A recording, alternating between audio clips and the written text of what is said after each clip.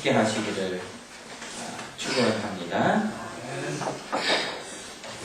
저는 아주 그 시골 지역의 교회에서 이제 부흥회가 열렸습니다. 부흥회가 열리면 이제 온 이렇게 가가호 다니면서 우리 교회에서 부흥회 있으니까 오십시오, 오십시오. 옛날에는 다 그랬어요. 그래서 이제 부흥 강사 목사님께서도 이렇게 지역을 이렇게 돌아가면서 오늘 부흥회가 있습니다. 제가 부흥사입니다. 이러면서 얘기를 하는 가운데 한 시골 노인분을 만났습니다. 어르신, 오늘 우리 교회에서 부흥회 합니다. 제가 부흥사입니다. 교회로 오십시오. 천국에 가는 길을 알려드립니다. 하나님께 가는 길을 알려드립니다. 제가 확실하게 천국에 갈 수 있는 길을 알려드릴 테니까 할아버지 꼭 오세요. 그러고 나서 어르신, 근데 이쪽으로 가면은 어디입니까? 어르신께서 하시는 말씀이, 여기 가는 길도 모르는 사람이 어떻게 천국 가는 길을 나한테 알려준다고 그러요? 자, 오늘 우리가 창세기 17장을 봅니다. 창세기 16장과 사실 17장은 이렇게 바로 넘어가는데 내용을 이렇게 보면은 13년의 공백이 있습니다.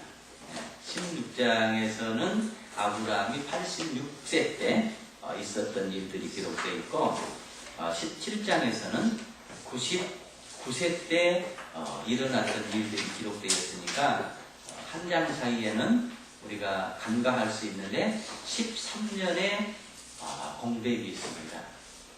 13년이 여러분 얼마나 될까요? 여러분 감으로 한번 보세요. 여러분의 자녀가 딱 태어나서 13살. 우리 가은이가 지금 몇 살이죠? 13살? 네. 그러면 가은이가 태어나서 지금까지의 공백이죠. 감으로 잡죠? 네. 13년의 공백이 있습니다. 하나님께서는 우리가 창세기에 보면 그렇습니다만은 늘 아브라함과 함께 하셨습니다. 힘들 때 아브라함에게 나타났고, 어려울 때 아브라함에게 나타났고, 심지어 좋을 때도 아브라함에게 나타났고, 그러니까 하나님께서는 순간순간 아브라함과 희노애락을 같이 하셨던 분입니다. 그런데 참 놀랍게도 지금 이 순간 16장과 17장 이 사이에 존재하는 13년 동안은 하나님께서 아브라함에게 나타나지를 않는 겁니다. 13년의 침묵을 하나님께서 지켜버리십니다. 생각해 보세요. 가은이가 태어나는 그 시간부터 지금까지 늘 하나님께서 함께 하셨는데 한 번도 언질도 하나님께서 주시지를 않는 겁니다. 그러니까 아브라함의 신앙적 또는 영적 암흑기가 지금 이 시간입니다. 13년입니다. 그래서 여러분 서양 사람들은 13을 싫어한다고 그러죠. 그 근거가 여기가 있대요. 아브라함의 영적 암흑기. 13년의 침묵이 이루어지고 그 후에 13년이 지난 후에 하나님께서 아브라함에게 나타나셨습니다. 얼마나 반갑겠습니까? 얼마나 참 감격스럽겠습니까? 그리고 하나님께서 아브라함에게 하신 말씀들이 17장에 기록이 되어 있습니다. 그런데 특별히 6절부터 8절 말씀이 하나님께서 아브라함에게 내가 너에게 이러이러하게 해 주겠다. 아브라함을 향한 하나님의 계획을 지금 말씀하고 계시는 부분입니다. 우리 6절부터 8절 말씀 같이 한번 읽어보시죠. 내가 너로 심히 번성하게 하리니 내가 내게서 민족들이 나게 하며 왕들이 내게로부터 나오리라.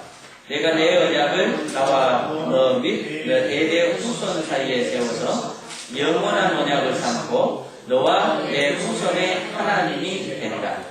내가 너와 내 후손에게 내가 거류하는 이 땅을 곧 가나안 온 땅을 주어 영원한 기업이 되게 하고 나는 그들의 하나님이 되리라.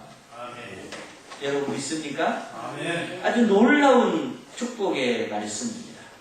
그러니까 아브라함 쪽에서 보자면은 이러한 놀라운 하나님의 은혜와 하나님의 축복을 받기 위해서는 그만큼의 세월이 필요하다라고 하는 말씀이기도 합니다. 하나님이 말씀하셨습니다. 13년을 애타게 기다려온 아브라함에게 내가 너를 번성케 하리라. 그리고 내 민족에게서 왕들이 나오리라. 그리고 너뿐만이 아니라 내 후손들까지 내가 하나님이 되어주겠다. 내가 이 땅에서 아직도 땅의 주인이 못되고 유리하고 있는데 이 땅을 내가 내게 주겠다. 얼마나 감사한 말씀입니까? 이 말씀은 오늘 저와 여러분들에게도 주시는 말씀인 줄로 믿습니다. 동시에 하나님께서는 당신의 아브라함을 향한 계획을 말씀하시고 아브라함에게 해야 될 일 또한 언급을 하고 있습니다. 나는 너에게 이렇게 해주겠다. 너는 내 앞에서 이러이러하게 신앙적 삶을 살아나가야 된다. 요약하면 세 마디입니다. 오늘 이 세 마디를 저는 여러분과 함께 생각하고자 합니다. 첫 번째 하나님께서 하시는 말씀이 너는 내 앞에서 완전하라 라고 말씀합니다. 이 말씀은 너의 신앙적 자세를 바꾸라고 하는 말씀입니다. 여러분 1절 우리 같이 한번 읽어보십시다. 아브라함이 99세 때에 여호와께서 아브라함에게 나타나서 그에게 이르시되 나는 전능한 하나님이라 너는 내 앞에서 행하여 완전하라. 이게 지금 하나님께서 아브라함에게 약속을 하신 다음에 너는 나 앞에 이러이러한 삶을 살아야 된다는데 첫 번째 주신 말씀이 1절 말씀입니다. 나는 전능한 하나님이라 너는 내 앞에서 행하여 완전하라. 이 말씀의 의미가 뭘까요? 나는 전능한 하나님이다. 바꿔 얘기하면 나는 모든 것이 가능한 하나님이다. 능력의 하나님이다. 라고 말씀합니다. 그러니까 나를 믿고 따라오라고 하는 말씀입니다.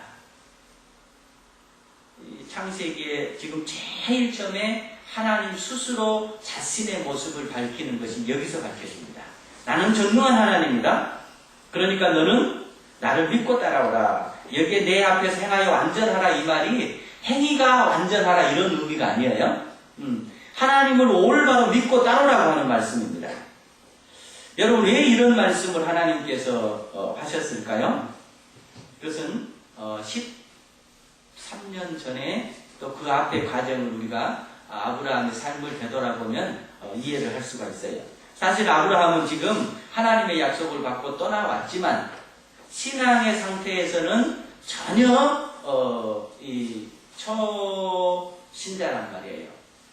전혀 하나님의 개념을 모르고 살아왔다가 노년에 지금 하나님을 향해서 찾아가는 거니까 자신이 하나님 앞에 잘 믿는다고 하지만은 많은 시행착오를 겪고 있는 것이죠. 그러니까 하나님 편에 봤을 때 아브라함은 온전히 하나님을 믿지 못하고 있습니다. 특별히 지금 내 앞에서, 그러니까 하나님 앞에서 온전하라 이 말은 다소 하나님의 마음속에 걸리는 게 있었어요. 그게 뭐냐면은 아브라함이 사레를 따르는 거예요. 사레의 말을 듣고 사레의 조언을 듣고 사레가 시키는 대로 행동하면서 살았던 아브라함입니다. 그게 바로 이스마엘 사건이에요. 네. 여러분 우리가 사실 부부지간에 남편의 말도 청정해야 되고 아내의 말도 청정해야 되죠. 저는 소신이 하나 있어요. 내가 헷갈릴 때는 와이프 말 들어버립니다.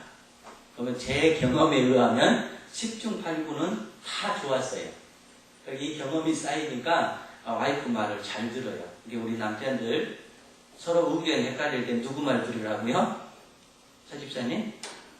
하나님 말씀. 아이 와이프 말씀 드려야 된다니까. 네, 와이프 말씀 드려야. 우리 사장님, 누구 말씀 들으라고? 아내 말씀. 예. 제 경험이에요. 예, 그런데 제 경험뿐만이 아니라 대체적으로 그 얘기합니다. 예. 자, 그런데 한 가지 반가운 게 있어요. 아브라함도 그랬던 것 같아요. 아브라함도.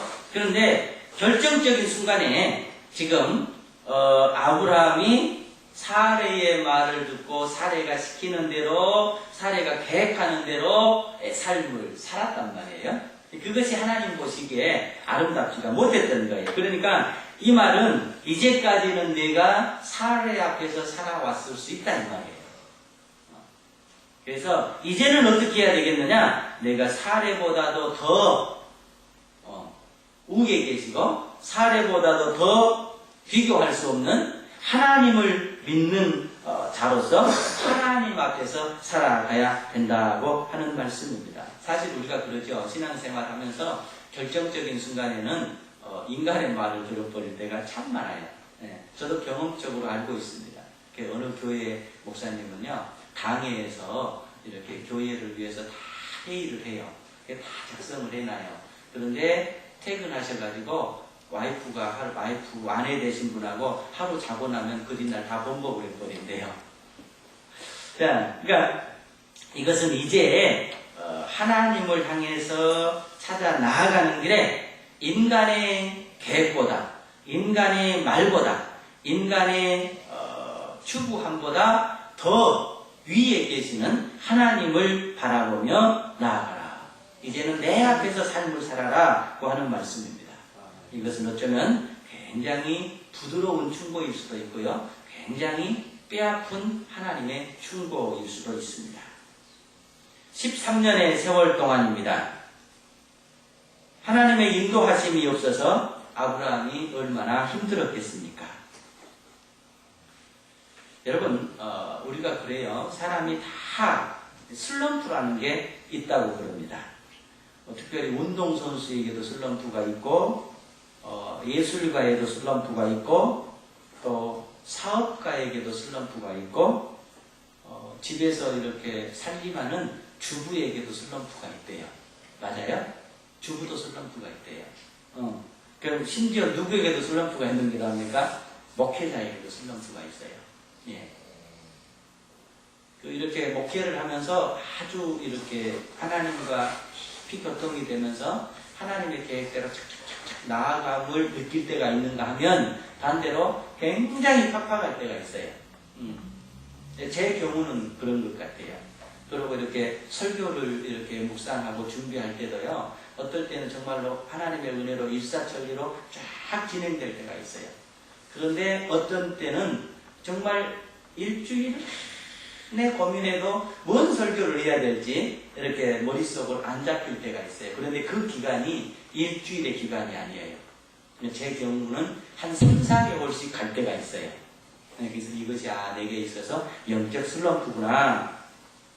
모든 사람에게 영적 슬럼프가 있어요. 여러분에게도 마찬가지예요. 사업한다면 사업의 슬럼프가 있고, 직장 생활하면 직장의 슬럼프가 있고, 주부 생활한다면 주부에게 슬럼프가 있고, 신앙 생활할 때는 심지어 신앙 생활에도 슬럼프가 있습니다. 근데 이 슬럼프를 잘 넘길 수가 있어야 돼요. 근데 아브라함은 그 13년의 슬럼프를 잘 넘겼던 것 같아요. 그런데 그 아브라함이 영적 슬럼프 속에 있을 때 아브라함도 힘들었겠지만 사실은 누가 더 힘들었을까요? 그것은 하나님이 더 힘드셨던 거예요. 잘 들어보세요. 하나님은 아브라함이 다가오기를 원하면서 왜 하나님이 내게 안 오시는 걸까? 왜 하나님은 내게 음성을 주시지 않을 걸까? 이러면서 힘들었지만은 하나님의 입장에서는 지금 아브라함에게 다가갈 수가 없는 거예요. 곁에서 아브라함을 지켜보면서 아브라함이 그 영적 슬럼프를 잘 이기기를 바라면서 지켜보고 있는 아브라함, 하나님이 더 힘드신 거예요. 이것은 아브라함이 반드시 하나님 앞에서 겪어야 될, 또 넘어야 될 신앙의 연단이고 훈련의 과정입니다. 그러니까 여러분과 저도 하나님께서 여러분 한 사람을 그냥 이렇게 동네의 한 사람으로 만들고 싶지 않는 거예요. 우리가 살고 있는 이 땅, 우리가 살고 있는 이 지역 공동체에 훌륭한 하나님의 아들, 딸들로 만들기 위해서 하나님은 반드시 여러분 한 사람 한 사람, 제 한 사람 한 사람을 연단하기를 원하시는 거예요. 하나님의 자녀로서, 하나님의 딸로서 손색이 없이 하나님의 영광을 나타내면서 살도록 만들기 위해서 훈련의 연단의 과정을 만들고 있는 겁니다. 그 훈련과 그 연단의 과정은 나도 힘들지만 하나님께서 그걸 도울 수가 없는 거예요. 그걸 도와주면 연단이 안 되는 거예요. 훈련이 안 되는 거예요. 그러니까 옆에서 지켜보면서 그 아파하는 아들, 딸을 바라보고 있는 그 하나님의 심정은 사실은 더 아픈 겁니다. 이해가 되십니까? 13년의 세월 동안 아브라함은 그 연단의 과정을 겪으면서 이건 내게 영적 슬럼프다. 하나님이 왜 내게 오시지 않는 건가? 라고 어쩌면 힘들어하고 어쩌면 짜증도 내고 그랬을지 모릅니다. 그런데 하나님은 13년의 세월을 기다린 이유를 분명하게 밝혀주고 있습니다. 여러분 5절을 한번 보십시다. 이제 후로는 내 이름을 아브라함이라 하지 아니하고 아브라함이라 하리니 이는 내가 너를 여러 민족의 아버지가 되게 함이니라. 자, 그러니까 그 옆에 보면 영문 성경은 이 대목이 이렇게 돼 있어요. For I have made you father of many nations. 그러니까 13년의 공백을 내가 침묵했다. 왜냐하면 For I have made you. 나는 너를 만들었다예요. 현재 완료예요. 완전히 너를 만들었다. I have made you a father of many nations. 모든 많은 나라의 아버지로 너를 만들기 위해서 나는 지금 13년의 세월을 기다려왔다. 그러니까 하나님이 침묵하시는데 아브라함은 그 이유를 알 수가 없는 거예요. 하나님이 왜 침묵하실까? 그런데 하나님은 그 침묵의 기간 동안 아브라함이 열국의 아버지가 되도록 만들었다라는 거예요. 그 만드는 과정이 13년의 세월이 걸렸다는 것입니다. 그러니까 여러분이 영적 슬럼프가 올 때 그것이 슬럼프가 아닌 거예요. 사실은 하나님께서 여러분들을 만들어가는 과정인 것입니다. 그럼 바꿔 생각해 봅시다. 영적 슬럼프가 길어진다라고 하는 것은 하나님의 계획이 크다는 얘기예요. 하나님의 계획이 큰 거예요. 날마다 하나님께서 여러분들에게 다가올 때 좋아요. 그러나 1년 안 다가오면 더 좋은 거예요. 왜? 하나님은 1년 동안 여러분을 더 크게 만들고 계시기 때문에. 그래서 그 후에 아브라함은 그것을 깨닫습니다. 그래서 슬럼프는 정말로 영적 침체기가 아니에요. 하나님께서 여러분을 다듬고 여러분을 만들고 여러분을 계획하고 계시는 시기인 줄로 믿습니다. 여러분들이 영적 슬럼프가 다가올 때 내 뒤에서 역사하시는 하나님을 바라보면서 하나님을 기다릴 수 있는 성도들 될 수 있기를 축원합니다. 그래서 올바른 신앙이라고 하는 것은 하나님의 시간 속에서 내 시간을 바라보는 거예요. 내 시간 속에서 하나님을 바라보는 것이 아니라 하나님의 시간 속에서 내 시간을 바라보는 것이고요. 하나님의 계획 속에서 내 계획을 바라보는 거예요. 이것이 올바른 신앙입니다. 지금 아브라함은 13년이 영적인 슬럼프로 생각하고 있지만 하나님께서는 그 13년의 시간 동안 열국의 아버지를 만들기 위해서 그 후손에게서 왕이 태어나는 그 조상을 만들기 위해서 13년을 하나님은 기다리고 계셨던 것입니다. 그러니까 여러분이 하나님의 시간 속에서 여러분을 바라본다라고 하는 것, 하나님의 계획 속에서 여러분을 바라본다라고 하는 것은 무슨 의미냐면은 여러분 한 사람 한 사람을 여러분이 살고 있는 이 역사 속의 주인공을 만든다라고 하는 뜻입니다. 여러분 한 사람 한 사람을 하나님은 이 역사 속에서 주인공으로 만들고 싶으신 거예요. 여러분 한 사람 한 사람을 통해서 여러분이 살고 있는 지역사회를 변화시키고 여러분이 살고 있는 이 지역사회를 복음화시키고 살기 좋은 세상으로 이 지역사회가 여러분을 통해서 하나님의 복을 누리고 하나님의 자녀들이 되게 하는 그 놀라운 역사를 만들고 싶은 게 하나님의 계획인 거예요. 여러분들이 그만큼 소중하고 여러분이 그만큼 귀합니다. 그래서 여러분들에게 이런 계획이 있습니다.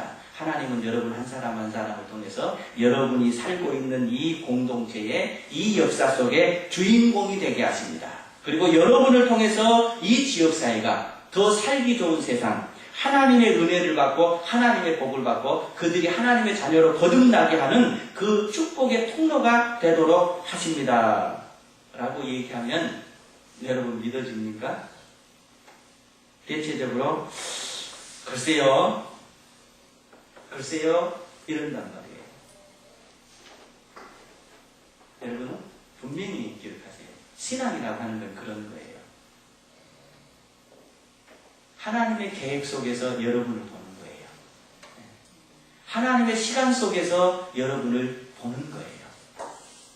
하나님은 여러분 속에 저를 포함해서 우리 청소년들, 우리 학생들, 가은이, 현민이, 은민이, 또 우리 학이, 연서, 우리 효중이, 우정이, 또 우리 집사님들, 우리 할머니, 집사님, 다 속에 무엇이 있냐면 하나님의 계획이 있는데 그 계획이 뭐냐면은 여러분을 통해서 이 지역 사회가, 이 역사가 하나님의 복을 누리고 하나님의 은혜를 누리고 하나님의 은총 가운데 살도록 하는 것이 하나님의 계획이란 말이에요.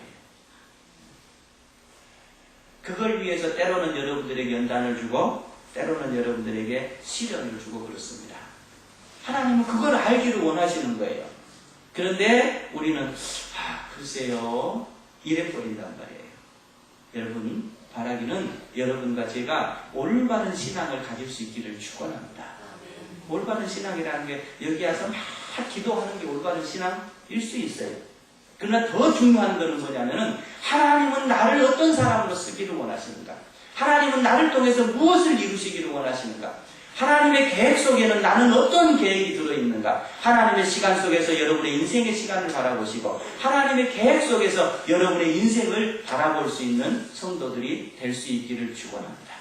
13년의 영적 공백기는 정말로 아브라함에게 있어 영적 공백기가 아니었어요. 하나님은 이 기간 동안 열국의 아버지로 왕들이 태어나는 선조로 만들기 위해서 13년을 기다려왔던 것입니다. 하나님의 시간 속에서 부디 여러분 바라볼 수 있기를 바랍니다. 하나님의 시간 속에서 하나님의 계획 속에서 여러분을 바라볼 수 있기를 축원합니다. 다음 두 번째는 너의 이름을 바꾸라고 말씀하십니다. 이 말씀은 너의 정신, 마음을 바꾸라는 얘기입니다. 우리 4절 같이 한번 읽어보시죠. 보라, 이 언약이 너와 함께 있으리니 너는 여러 민족의 아버지가 될지라. 그러면서 이제는 아브라함이라고 하지 말고 아브라함이라고 하라. 그리고 또 사레도 이제는 사레라고 하지 말고 사라라고 하라. 아브라함은요 뜻이 뭐냐면은 고귀한 아버지입니다. 그러니까는 이 말은 무엇이냐면요 자기 가정 속의 아버지라는 뜻이에요. 그런데 그를 아브라함이라고 하라고 하는 이 뜻은 뭐냐면은 열국의 아버지입니다. 모든 많은 나라의 아버지라는 뜻이에요. 이제는 내가 13년의 공백을 통해서 한 가정의 아버지가 아니라 많은 나라의 아버지가 될 것이다. 그런 정신, 그런 마음을 가지고 살라라고 하는 뜻에서 이름을 바꿔주는 거예요. 사례도 마찬가지입니다. 사례는 무슨 뜻이냐면은 나의 여주인이라는 뜻입니다. 그런데 사라는 무슨 뜻이냐면은 열국의 여주인이라는 뜻입니다. 그러니까 한 가정 속의 아버지, 한 가정 속의 어머니가 어떻게 바뀌냐면은 많은 나라의 아버지, 많은 나라의 여주인으로 바뀌는 겁니다. 곧 이름을 바뀌어주는 의미는 그들의 운명이 바꿨음을 의미하는 것입니다. 더 중요한 것은 뭐냐면은 하나님은 운명을 바꾸는 주관자라고 하는 말씀입니다. 여러분 믿습니까? 하나님은 여러분의 운명을 바꿔주고 내 운명을 바꿔주시는 운명을 손에 갖고 계시는 분입니다. 하나님 안에서는 운명이 바뀜을 선포하는 것입니다. 여러분과 저는 믿건 믿지 아니하건 이미 하나님 안에서 여러분의 운명이 바뀌었고 나의 운명이 바뀌었습니다. 육신의 한 아들, 육신의 한 딸로서 살아갈 수밖에 없는, 그리고 우리는 많이 길게 살아봐야 육적으로 한 100년 사는 하나님의 진노의 자녀들이었지만 예수 그리스도 안에서 이제 육신의 아들, 육신의 딸을 뛰어넘어서 하나님의 아들, 하나님의 딸들로 거듭날 뿐만이 아니라 육신의 100년의 삶뿐만이 아니라 하늘의 영원한 삶을 살 수 있는 하나님의 아들, 딸들로 바뀌었습니다. 이게 존재가 변한 거예요. 그래서 인간이라고 하는 송영호가 하나님의 아들 크리스찬이 된 거예요. 하나님의 아들이 됐고 하나님의 딸이 되었던 것입니다. 이게 운명이 바뀐 거예요. 하나님께서 여러분 이름 한 사람 한 사람 이름을 안 바꿔줬다라고 할지라도 이미 우리는 예수 그리스도 안에서 우리의 운명이 바뀌어진 존재입니다. 하나님의 아들이고 하나님의 딸입니다. 이게 지금 이름을 바꿔준 사건입니다. 변화된 나의 모습을 바로 바라보며 살아갈 수 있는 성도들이 되시기를 축원합니다. 운명이 바뀐 거예요. 하나님의 아들이고 하나님의 딸입니다. 그러면 어떻게 살아야 되겠어요? 하나님의 아들로서 하나님의 딸로서의 합당한 삶을 살아가야 될 줄로 믿습니다. 그것이 지금 세 번째 나오는 사건과 연결됩니다. 세 번째 하나님께서 뭐라고 말씀하시냐면은 모든 남자들은 할례를 행하라 말씀하십니다. 이 말은 육체의 흔적을 가지라고 하는 말씀입니다. 우리 10절, 11절 같이 한번 읽어보시죠. 너희 중 남자는 다 할례를 받으라. 이것이 나와 너희와 너희 후손 사이에 지킬 내 언약이니라. 너희는 협피를 배워라. 이것이 나와 너희 사이에 언약의 표징이니라. 자, 이거 할례 받으란 말 우리 어른들은 다 알죠? 우리 청소년들도 알죠? 지금으로 치면은 그 뭐죠? 예. 그거 하라라고 하는 거예요. 우리는 지금 그 건강상의 이유로 이거를 하고 있지만 하나님께서는 그때 당시에 신앙적인 이유로 이것을 하라고 얘기를 한 겁니다. 이것은 무슨 의미냐면은 하나님의 자녀가 되는 육체적인 외형적인 표식인 거예요. 지금은 우리는 예수 그리스도의 영적 세례로 할례를 받을 필요가 없습니다. 그러나 그때 당시에는 하나님을 믿는 자녀들에게는 그 육체적인 표를 딱 해줬던 거예요. 그러니까 이것은요, 아브라함이 본토를 떠난 지 24년 후에 정식으로 하나님의 아들이고 하나님의 딸이 되는 표식을 얻었다라고 하는 의미입니다. 그래서 그 주위에는 많은 군동의 나라들이 있었습니다. 그런데 그 나라의 사람들은 뭘 보면서 이 사람이 여호와를 믿는 자손이구나를 알게 됐냐면은 그 특정 부위를 보면서 알게 됐던 거예요.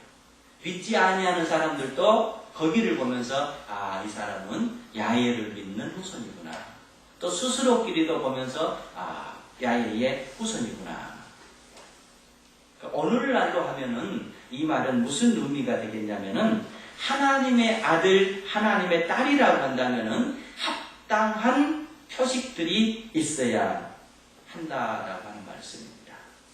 바꿔 얘기하면 모든 부분에, 예를 들어서 행동에도, 언어에도, 또는 우리의 얼굴 모양에도, 또 우리의 무슨 옷 입는 모습에서도, 우리의 모든 삶의 모습에서도 하나님을 믿는 표가 보여야 된다고 하는 말씀입니다. 그때 당시로 거슬러 올라가면은 그 특정 부위를 딱 보면은 이 사람은 야훼의 자손이라는 게 보였던 거예요. 그 표식으로 줬던 것입니다. 자, 그러면 오늘 우리로서는 성경책을 들고 다니면 크리스찬이냐? 교회를 들어갔다 나갔다 하면 크리스찬이냐? 그럴 수 있습니다. 그러나 더 중요한 것은 우리의 이 언어 속에서 예수 그리스도가 보여져야 돼요. 그 사람 말 한마디를 들으면 아, 저 양반 예수 믿는 분이구나. 아, 하나님의 자녀구나. 우리의 얼굴 표정 하나에서도 보면은, 우리의 행동 거지 하나에서도 보면은, 우리의 옷 입는 모습 하나에서도 보면은 아, 예수 믿는 사람이구나. 이런 표들이 보여져야 됨을 상징적으로 지금 우리에게 말씀합니다. 여러분의 입술 속에서 예수 그리스도가 나와야 될 줄로 믿습니다. 여러분의 삶 속에서 예수 그리스도가 나오고 여러분의 행동 속에서 예수 그리스도가 나올 수 있기를 축원합니다. 어느 교회에서 이렇게 세례를 받는 시간이 있었는데 여기는 침례 교회였나 봐요. 그래 온 성도들이 이제 강가로 침례를 받으러 갔어요. 그래서 이제 이미 침례를 받았던 분들은 강가에서 이렇게 하나님 앞에 찬양하며 기다리고 있고, 이제 침례를 받아야 될 사람은 이렇게 이제 목회자 인도하에 강에 들어가가지고 이렇게 얼굴 이렇게 뒤로 해가지고 저 강 속에 이렇게 잠겨가지고 침례를 주는 건데, 한 청년이 침례를 받게 되는데 한사코 자기의 오른손만은 물속에 잠기게 하지 말라라는 거예요. 그래서 왜 그러냐고, 다 이게 잠겨야 침례를 받는 거라고. 그러니까 목사님, 저는 사실은 소매치기입니다. 손까지 침례를 받아버리면 제가 앞으로 뭘 먹고 살겠습니까? 여러분, 그래서 우리의 온 삶에 있어서 어느 부분은 침례를 받고 어느 부분은 침례를 안 받고 어느 부분은 하나님의 은혜를 받고 어느 부분은 하나님의 은혜를 안 받고, 이것이 아니라 우리의 머리끝부터 발끝까지 우리의 전 인생이, 우리의 정신도 우리의 마음도 우리의 삶도 모든 부분이 하나님 앞에 세례를 받고 그런 예수 믿는 흔적으로 살아가야 될 줄로 믿습니다. 특별히 저는 그렇습니다. 여러분의 얼굴이 성도의 무기입니다. 얼굴이 성도의 무기예요. 이 말이 무슨 말이냐면은 어이가 없기를 바라요. 멋지게 해가지고 잘생기게 다니라는 얘기가 아니에요. 표정이 중요하다라고 하는 얘기입니다. 늘 우리의 표정이 예수 그리스도의 표정이 돼야 돼요. 화내야 되고 밝아야 되고 기뻐야 되고 웃어야 되고, 여러분들이 늘 웃는 얼굴로 살 수 있기를 축원합니다. 그러잖아요. 돈 안 들어간다고 그러잖아요. 그러면서 상대에게 잘 해줄 수 있고 기분 좋게 해줄 수 있는 것이 그런 모습입니다. 그러니까 그 사람의 웃는 모습을 보면 참 아름답다, 참 평온해 보인다, 참 하나님의 아들이다, 이런 모습, 하나님의 딸이다, 이런 모습이 보여져야 됩니다. 웃을 때요, 이 사람이 웃게 되면요, 긴장이 해소된대요. 그리고 행복의 활력소가 웃는 얼굴 속에 들어온대요. 그리고 웃게 되면은 여러분 아시잖아요. 엔돌핀이 강하게 자신들의 몸속에 나와서 그 사람을 건강하게 만든답니다. 심지어 이 웃음은 항암 작용까지 있답니다. 제가 암 치료받으면서 이 많은 책들을 봤어요. 웃음에 대해서. 그러니까 잘 웃기만 해도 암이 안 걸린대요. 이게 제가 안 웃어서 암이 걸렸던 것 같아요. 웃으면 암이 회복된대요. 15초만 웃으면요, 100m를 전력 질주하는 그런 운동 효과가 있답니다. 근데 아이들은 하루에 400번을 웃는데요. 하루에. 근데 어른들은 하루에 6번밖에 못 웃는데요. 그래서 잘 웃는 아이들이 안 웃는 어른들보다 훨씬 오래 산대요. 예, 하나님의 표식입니다. 여러분의 삶 속에서, 여러분의 표정 속에서, 여러분의 모든 행동 속에서 예수 그리스도가 보여지는 삶이 있기를 축원합니다. 하나님은 오늘 우리에게 신앙의 자세와 정신의 자세와 우리의 육체의 흔적이 신앙의 모습으로 늘 바뀌어지기를 원합니다. 축복 있기를 바랍니다. 기도드리십시다.